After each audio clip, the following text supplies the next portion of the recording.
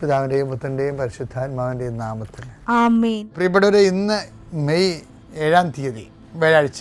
അമ്മേ പരിശുദ്ധ അമ്മേ, അമ്മേ പരിശുദ്ധമേ, ദൈവമാതാവേ, കൃപാസനത്തിലൂടെ ഞങ്ങൾക്കും ഞങ്ങളുടെ ദേശത്തിനും അമ്മ മധ്യസ്ഥം തേടി തന്ന എല്ലാ അനുഗ്രഹങ്ങൾക്കും കൃപകൾക്കും ഞങ്ങളിപ്പോൾ ഹൃദയം നിറഞ്ഞ നന്ദി പറയുന്നു. അമ്മേ പരിശുദ്ധമേ, ദൈവമാതാവേ, 2004 ഡിസംബർ 7-ാം തീയതി ഉച്ചകഴിഞ്ഞ് 2:30 കൃപാസനത്തിൽ സംഭവിച്ച അമ്മയുടെ പ്രത്യക്ഷപ്പെടലിനെ കുറിച്ച് തിരുസഭയ്ക്ക് സമർപ്പിച്ചിരിക്കുന്ന പഠനരേഖകളുടെ മേൽ സഭാത്മകമായ പഠനം ആരംഭിക്കുവാൻ ഞങ്ങൾ പ്രാർത്ഥിക്കുന്നു. അമ്മേ പരിശുദ്ധമേ, ഭൂസ്വർലോകങ്ങളുടെ രാജ്ഞിയായ അങ്ങേയ്ക്ക് ഭൗമസംരക്ഷണത്തിനായി പ്രപഞ്ചപ്രകൃതിയെ തന്നെ തിരുസഭ പ്രതിഷ്ഠിക്കുവാൻ ഈ പ്രത്യക്ഷീകരണം വഴി ഇടയാക്കണമേ. പരിശുദ്ധമേ, ജപമാല മാതാവേ, സകല കൃപാസനം പ്രാർത്ഥനയോടും ചേർത്ത് ഞങ്ങളിപ്പോൾ പ്രാർത്ഥിക്കുന്ന ഈ കുടുംബത്തിന്റെ പ്രത്യേക നിയോഗം പറ മക്കളെ.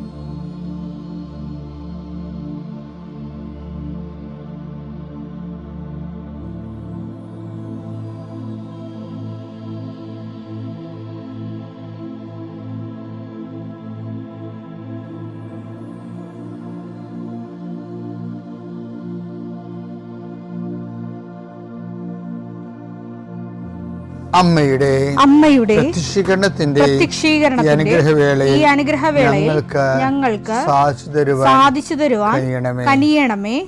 ആമേൻ. വിശ്വാസ പ്രമാണം. സർവശക്തനായ പിതാവും ആകാശത്തിന്റെയും ഭൂമിയുടെയും സൃഷ്ടാവുമായ ദൈവത്തിൽ ഞാൻ വിശ്വസിക്കുന്നു. അവിടുത്തെ ഏകപുത്രനും ഞങ്ങളുടെ കർത്താവുമായ ഈശോമിശിഹായിലും ഞാൻ വിശ്വസിക്കുന്നു. ഈ പുത്രൻ പരിശുദ്ധാത്മാവിനാൽ ഗർഭസ്ഥനായി കന്യകാമറിയത്തിൽ നിന്ന് പിറന്ന് പൊന്തിയോസ് പീലാത്തോസിന്റെ കാലത്ത് പീഡകൾ സഹിച്ച് കുരിശിൽ തറയ്ക്കപ്പെട്ട് മരിച്ച് അടക്കപ്പെട്ട് പാതാളങ്ങളിൽ ഇറങ്ങി മരിച്ചവരുടെ ഇടയിൽ നിന്ന് 3-ാം നാൾ ഉയർത്ത് സ്വർഗത്തിലേക്ക് എഴുന്നള്ളി സർവശക്തിയുള്ള പിതാവായ ദൈവത്തിന്റെ വലതുഭാഗത്തിരിക്കുന്നു. അവിടെ നിന്ന് ജീവിക്കുന്നവരെയും മരിച്ചവരെയും വിധിക്കുവാൻ വരുമെന്നും ഞാൻ വിശ്വസിക്കുന്നു. പരിശുദ്ധാത്മാവിലും ഞാൻ വിശ്വസിക്കുന്നു. വിശുദ്ധ കത്തോലിക്കാ സഭയിലും പുണ്യവാന്മാരുടെ ഐക്യത്തിലും പാപങ്ങളുടെ മോചനത്തിലും ശരീരത്തിന്റെ ഉയർപ്പിലും നിത്യമായ ജീവിതത്തിലും ഞാൻ വിശ്വസിക്കുന്നു. ആമേൻ. സുഖസ്ഥനായ ഞങ്ങളുടെ പിതാവേ, അങ്ങയുടെ നാമം പൂജിതമാകണമേ. അങ്ങയുടെ രാജ്യം വരണമേ. അങ്ങയുടെ തിരുമനസ് സ്വർഗത്തിലെ പോലെ ഭൂമിയിലും ആകണമേ. അന്നു വേണ്ടുന്ന ആഹാരം ഇന്ന് ഞങ്ങൾക്ക് തരണമേ. ഞങ്ങളോട് തെറ്റ് ചെയ്യുന്നവരോട് ഞങ്ങൾ ക്ഷമിക്കുന്നത് പോലെ ഞങ്ങളുടെ തെറ്റുകൾ ഞങ്ങളോടും ക്ഷമിക്കണമേ. ഞങ്ങളെ പ്രലോഭനത്തിൽ ഉൾപ്പെടുത്തരുതേ, തിന്മയിൽ ഞങ്ങൾ രക്ഷിക്കണമേ. ആമേൻ. നന്മ നിറഞ്ഞ മറിയമേ, സ്വസ്തി. കർത്താവ് അങ്ങയുടെ കൂടെ സ്ത്രീകളിൽ അങ്ങ് അനുഗ്രഹിക്കപ്പെട്ടവളാകുന്നു. അങ്ങയുടെ ഉദരത്തിൻ ഫലമായി ഈശോ അനുഗ്രഹിക്കപ്പെട്ടവനാകുന്നു. പരിശുദ്ധ മറിയമേ, തമ്പുരാന്റെ അമ്മേ, പാപികളായ ഞങ്ങൾക്ക് വേണ്ടി ഇപ്പോഴും ഞങ്ങളുടെ മരണസമയത്തും തമ്പുരാനോട് അപേക്ഷിക്കണമേ. ആമേൻ. കർത്താവേ, നിന്റെ ഉന്നതമായ നാമത്തിന് സ്വസ്ഥം ചെയ്യുന്നു. കർത്താവേ, നിന്റെ വിശുദ്ധ പൗരോഹിത്യത്തെ നീ മഹത്വപ്പെടുത്തണം. കർത്താവേ, സഭയിലുള്ള സാന്നിധ്യം നീ പ്രകടമാക്കണം. ഞാനെപ്പോഴും ഇങ്ങനെയാണ് പ്രാർത്ഥിക്കണം. ഈശോയെ, സഭയിലുള്ള നിന്റെ സാന്നിധ്യം ഞാൻ 100 വട്ടം കണ്ട് അനുഭവിച്ച 10,000 മനുഷ്യരിൽ അനുഭവേദ്യമായ സഭയിലുള്ള നിന്റെ സാന്നിധ്യം. കർത്താവേ, ഈ ദിവസം വെളുപ്പാങ്കാലത്ത് എഴുന്നേറ്റിരുന്നത് കൂടുന്നവരുണ്ട്. സമയം രാവിലെ ഇപ്പോൾ കിട്ടാത്ത കാരണം പിന്നീട് കൂടുന്ന മക്കളുമുണ്ട്. ആരായാലും ശരി കർത്താവേ, അവരെ നീ ആശീർവദിക്കണം. ഇന്നത്തെ ദിവസം അവരുടെ അശ്രദ്ധ കൊണ്ടായിരിക്കും ചിലപ്പോൾ സമയത്ത് അവരത് ഓർത്ത് കാണത്തില്ലായിരിക്കും. പക്ഷെ അകപ്പെട്ടു പോയി. അങ്ങനെയുള്ളവരെ കർത്താവ് ശിക്ഷിക്കരുത്. നീ അവരെ കരുണയോടെ ആദ്യതയോടെ ഞങ്ങൾ വിശ്വാസ പ്രമാണത്തിൽ പറയുന്നുണ്ട്. അവൻ മരിച്ചു 3-ാം ദിവസം ഉയർത്തെഴുന്നേറ്റു. അവൻ പാതാളങ്ങളിൽ ഇറങ്ങിയെന്ന്. അത് ഈശോയെ, മനുഷ്യൻ്റെ അകപ്പെട്ടു പോയ ഇടങ്ങൾ തോറ്റ് പരീക്ഷയുടെ പാതാളത്തിൽ പോയ ആൾക്കാരുണ്ട്. ഇൻ്റർവ്യൂവിന് തോറ്റ് വിസ പ്രോസസ്സിങ്ങിൽ പെട്ടുപോയവരുണ്ട്. അതിൻ്റെ ഒരു പാതാളം നിങ്ങളുടെ മുമ്പിലുണ്ട്. ഓരോ ബിസിനസ്സുകൾ, ഓരോ കച്ചവടങ്ങൾ നഷ്ടം വന്ന് നഷ്ടത്തിൻ്റെ പാതാളത്തിൽ പോയ ആൾക്കാരുണ്ട്. ഈശോയെ, രോഗങ്ങൾക്ക് മരുന്ന് കഴിച്ച് ഓപ്പറേഷൻ ഡോക്ടർ തന്നെ പറയുന്നു ഓപ്പറേഷൻ ചെയ്താലും ശരിയാകുമെന്ന് അറിയത്തില്ലെന്ന് പറയുമ്പോൾ രോഗത്തിൻ്റെ പാതാളത്തിൽ അകപ്പെട്ടവരുണ്ട്. ഈശോ, ഓരോ രാജ്യങ്ങളിൽ മെഡിസിനൊക്കെ എടുത്തിട്ട് തിരിച്ച് വന്നിട്ട് ഇന്ത്യൻ പരീക്ഷ എഴുതിയിട്ട് തോറ്റുപോയവരുണ്ട്. അവർക്ക് ആത്മവിശ്വാസം നഷ്ടപ്പെട്ടു പോയവരുണ്ട്. വിവിധ രാജ്യങ്ങളിൽ കർത്താവെ ഓരോരോ പരീക്ഷകൾ, അതുപോലെ തന്നെ ഓരോ തരത്തിലുള്ള തീസിസ് വർക്കുകൾ, PhD തീസിസ് വർക്കുകൾ, ചില പാതാളങ്ങളിൽ ചെന്ന് അകപ്പെട്ടവരുണ്ട്. ഈശോയെ, ചില ഗുരുക്കന്മാർ, ഗൈഡുമാർ ശിക്ഷിക്കുന്നവരുണ്ട്. മാനസികമായ പലതരത്തിലുള്ള സാഡിസ്റ്റുകളായിട്ടുള്ളവരുണ്ട്. ഈശോയെ, അങ്ങനെയുള്ള പാതാളങ്ങളിൽ ചെന്ന് അകപ്പെട്ടവരുണ്ട്. ഈശോയെ, ഇതുപോലെ ഓരോ വിഷയങ്ങളും മനുഷ്യൻ അനുഭവിക്കുന്ന സാമ്പത്തിക കടങ്ങൾ, ചിലയിടത്ത് കൊണ്ടുപോയി പണയം വെച്ചിട്ട് അവസാനം നമ്മുടെ കിഡ്നി വരെ വിറ്റാലും തീരാത്ത അവസ്ഥയിൽ പുതിയ പലിശക്കടങ്ങൾ വന്ന് പാതാളത്തിൽ അകപ്പെട്ടവരുണ്ട്. ഈശോയെ, മനുഷ്യൻ്റെ എല്ലാ പാതാളങ്ങളിലേക്കും കല്യാണം കെട്ടാതെ വയസ്സായി നരച്ചു പോയി, കുഞ്ഞുങ്ങളില്ലാതെ നിന്ന് കുഞ്ഞുങ്ങൾക്ക് വേണ്ടിയുള്ള മോഹങ്ങളും പോയി, അങ്ങനെ പാതാളത്തിൽ അകപ്പെട്ടവരുണ്ട്. ഈശോയെ, നീയാണ് പുനരുദ്ധാനം, നീ മാത്രമാണ് പുനരുദ്ധാനം. ഞങ്ങളുടെ എല്ലാ നഷ്ടപ്പെട്ട പ്രതീക്ഷകളും, അടക്കപ്പെട്ട പ്രതീക്ഷകളെ കർത്താവ് നിൻ്റെ പ്രകാശത്താൽ, തിരുവുത്ഥാന പ്രകാശത്താൽ പുതിയ പ്രത്യാശ നൽകിക്കൊണ്ട് യേശു ക്രിസ്തുവിൻ്റെ നാമത്തിൽ എന്തെല്ലാം വിഷയത്തെ ദൈവവേദനെ നീ ഇന്ന് വേദനിക്കുന്നുണ്ടോ അതെല്ലാം കർത്താവിൻ്റെ നാമത്തിൽ നീങ്ങിപ്പോകട്ടെ ഈശോ നാമത്തിൽ കൽപ്പിക്കുന്നു. പിതാമ്പുത്രനും പരിശുദ്ധാത്മാവായ സർവ്വേശ്വരൻ നീക്കുവാമേൻ. എൻ്റെ പ്രിയപ്പെട്ടവരെ, ഇന്ന് നമ്മൾ ഡെയിലി ബ്രെഡിൽ ധ്യാനിക്കുന്ന വിഷയം ദൈവത്തിൻ്റെ സ്ഥൈര്യലേപനമാണ്. നിങ്ങളിത് അച്ഛൻ ഇങ്ങനെ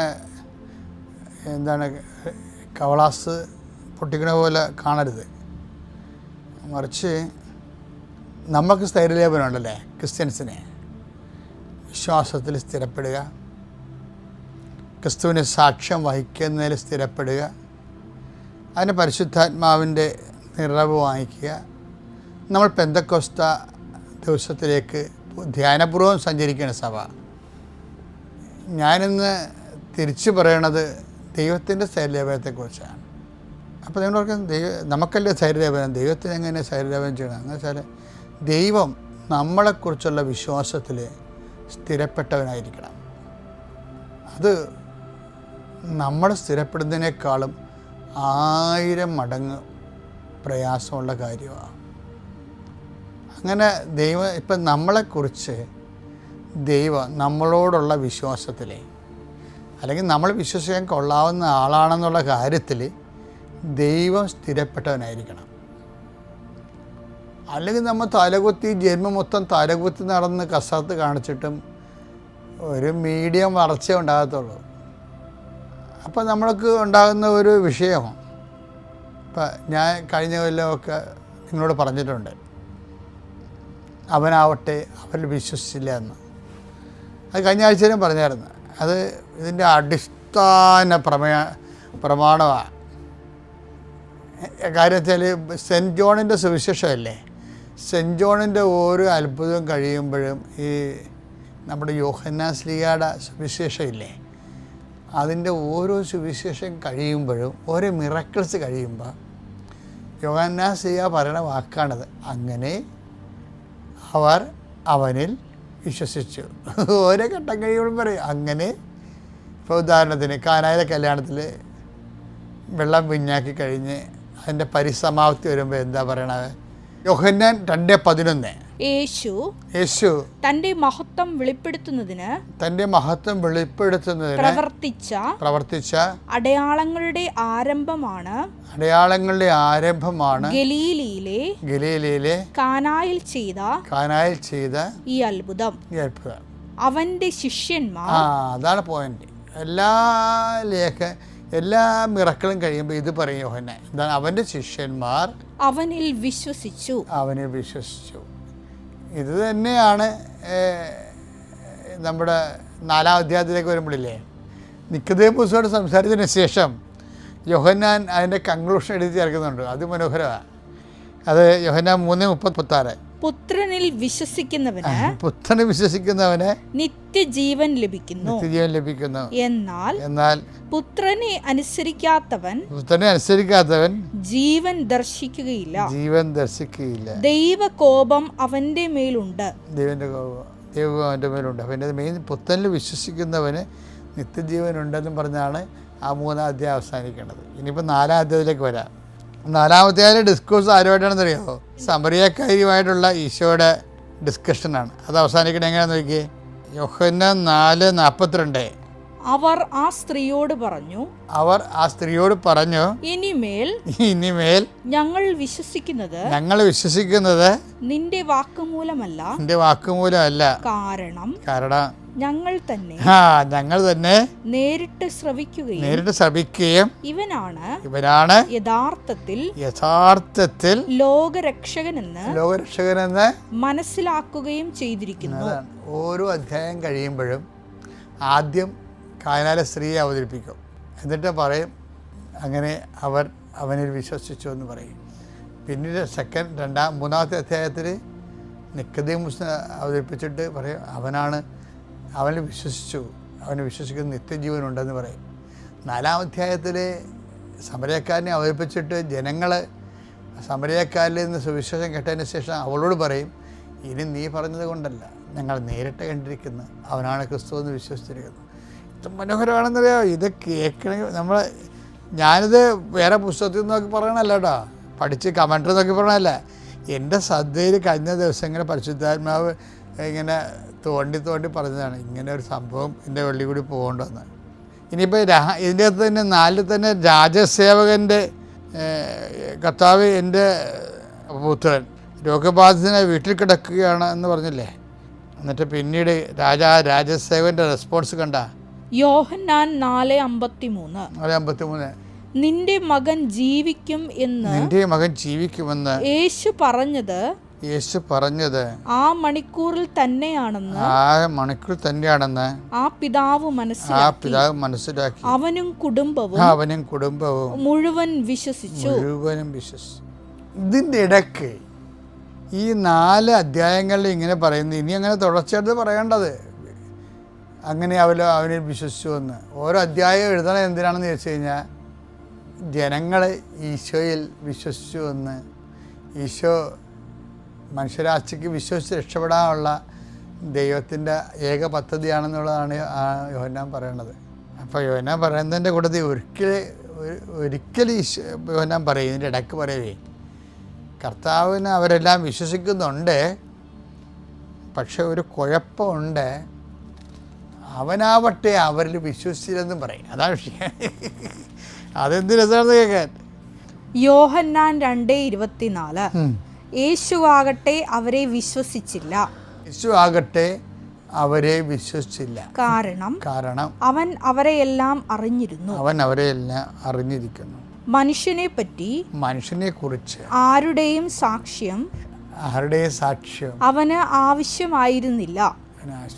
മനുഷ്യനിലുള്ളത് എന്താണെന്ന് അവൻ വ്യക്തമായി അറിഞ്ഞിരുന്നു. എന്തൊരു തട്ടാണെന്ന് നോക്കി, അവൻ വ്യക്തമായി അറിഞ്ഞിരുന്നെന്ന്. അപ്പം ആരൊക്കെ ഇനി റെക്കമെൻഡ് ചെയ്യാനൊന്നും പറ്റത്തില്ല. ഇതൊരു വല്ലാത്തൊരു വിഷയമാണ് കേട്ടോ. ദൈവതിരുസന്നിധി സ്വീകാര്യനല്ലാത്ത ഒരു വ്യക്തിക്കും വേറൊരാളുടെ രോഗത്തിന് വേണ്ടി പ്രാർത്ഥിക്കാനോ അവൻ്റെ ജീവിത തടസ്സങ്ങളെ പരിഹരിക്കാനോ ഒന്നും പറ്റത്തില്ല. കാര്യം മനുഷ്യൻ ഉള്ളത് എന്താണെന്ന് അവൻ അറിഞ്ഞിരുന്നെന്ന്. അവനെ റെക്കമെൻഡ് ചെയ്യാൻ പറ്റത്തില്ല. നമ്മളൊരാളെ റെക്കമെൻഡ് ചെയ്യുമ്പോൾ തന്നെ ദൈവം അവനറിയുന്നില്ലേ. എന്നുവെച്ചാൽ മധ്യസ്ഥ പ്രാർത്ഥനയ്ക്ക് കൂടുതൽ റിസ്ക് വേണമെന്നാണ് അർത്ഥം. വഴിയെ പോണവനും വായി നോക്കിക്കും മധ്യസ്ഥ പ്രാർത്ഥന നടക്കത്തില്ലെന്ന് അർത്ഥം.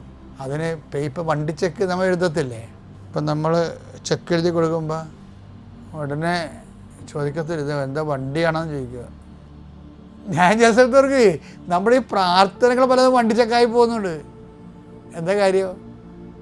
ബാങ്കിൽ പണമില്ലെങ്കിൽ സാധനം മുടങ്ങും. നമ്മളൊരാളിന് ഇപ്പം നിങ്ങളുടെ മകന് വേണ്ടി പ്രാർത്ഥിച്ച്, മകൾക്ക് വേണ്ടി പ്രാർത്ഥിച്ച്, നിങ്ങൾക്ക് പ്രാർത്ഥിക്കാനേ പറ്റത്തുള്ളൂ. ആദ്യം തിരക്കേണ്ടത് നിങ്ങളുടെ നിങ്ങളുടെ അക്കൗണ്ടിലെ ഡെപ്പോസിറ്റ് ഉണ്ടോയെന്ന് നോക്കണം. ഈ ഉടമ്പടി ഇങ്ങനെ നിന്ന് കത്തണത് എന്തുകൊണ്ടാണ്? ഉടമ്പടി അടിക്കടി ഡെപ്പോസിറ്റ് അല്ലേ. ഓരോ പ്രേക്ഷിത പ്രവർത്തനങ്ങളിലൂടെയും ഓരോ ഉപപ്രവർത്തനങ്ങളിലൂടെയും ഓരോ വിശ്വാസ കൈമാറ്റ പ്രവർത്തനങ്ങളിലൂടെയും നമ്മുടെ ആസ്തി കൂടിക്കൊണ്ടിരിക്കുകയല്ലേ. അപ്പം പിന്നെ നമ്മൾ ചെക്ക് എഴുതിയാൽ പിന്നെ എങ്ങനെ മടങ്ങത്തില്ല. ഉടമ്പടിക്കാർക്ക് ആർക്ക് വേണമെങ്കിലും പ്രാർത്ഥിക്കാം. അത് ഭയങ്കര സീരിയസ് ആയിട്ടുള്ള വിഷയമാണ്, നമുക്ക് പിന്നീട് കാണാതെ. അപ്പം അതുകൊണ്ട് ചെക്ക് ആർക്കെങ്കിലും വേണ്ടി പ്രാർത്ഥിക്കുന്നുണ്ടെങ്കിൽ ആ ചെക്ക് മടങ്ങത്തിൽ നിങ്ങൾ ഉറപ്പ് വരുത്തണം. എന്നുവെച്ചാൽ കർത്താവിൻ്റെ കയ്യിൽ നിങ്ങൾക്ക് നിക്ഷേപങ്ങളുണ്ടാകണം. സ്വർഗത്തിൽ നിങ്ങൾക്ക് നിക്ഷേപം കരുതി വെക്കുവിൻ. മത്തായിയുടെ സുവിശേഷം 6:19-20. ഭൂമിയിൽ നിക്ഷേപം കരുതി വെക്കരുത്, തുരുമ്പും കീടങ്ങളും അവ നശിപ്പിക്കും, കള്ളന്മാർ തുരന്നു മോഷ്ടിക്കും. എന്നാൽ സ്വർഗത്തിൽ നിങ്ങൾക്കായി നിക്ഷേപങ്ങൾ കരുതി വെക്കുക. സ്വർഗത്തിൽ നിങ്ങൾക്കായി നിക്ഷേപം കരുതി വെക്കാൻ പറയുമ്പോൾ അങ്ങനെ ഒരു സാധ്യത ഉണ്ടെന്ന് മനസ്സിലായില്ലേ? ആ സാധ്യതയാണ് ഉടമ്പടിയിൽ വലിയ സൽപ്രവർത്തികൾ നിക്ഷേപമായി മാറിക്കൊണ്ടിരിക്കുന്നത്.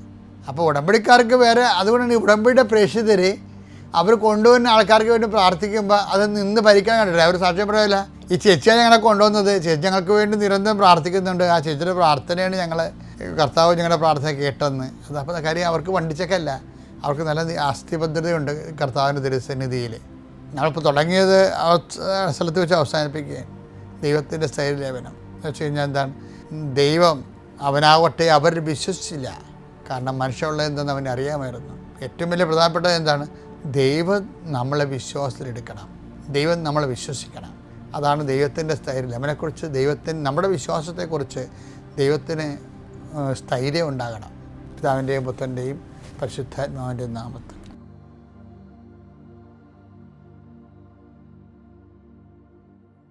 അത്യപൂർവ ദൈവാനുഭവങ്ങൾ ഇനി നിങ്ങൾക്കും സ്വന്തം. ഈ യൂട്യൂബ് ചാനൽ ഇതുവരെ സബ്സ്ക്രൈബ് ചെയ്തിട്ടില്ലെങ്കിൽ ഇപ്പോൾ തന്നെ സബ്സ്ക്രൈബ് ചെയ്യുക. ഈ വീഡിയോ ഇപ്പോൾ തന്നെ നിങ്ങളുടെ സുഹൃത്തുക്കൾക്ക് ഷെയർ ചെയ്തുകൊണ്ട് കർത്താവിൻ്റെ പ്രേക്ഷിതരാകുക.